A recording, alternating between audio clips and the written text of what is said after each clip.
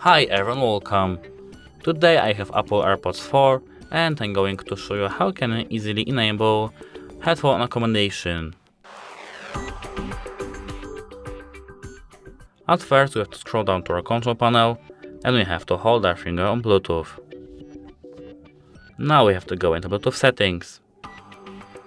Now we have to go into device info.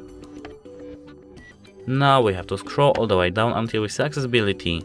We have to go into it, and now go into iPhone audio and visual settings.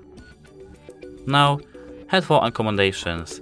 We have to go into it, and now we can enable headphone accommodations. Now we can manage it.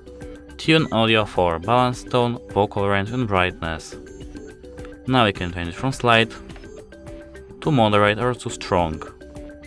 Apart from that, we can change to Apple with phone and media. That's it. Hope it helps you. Goodbye.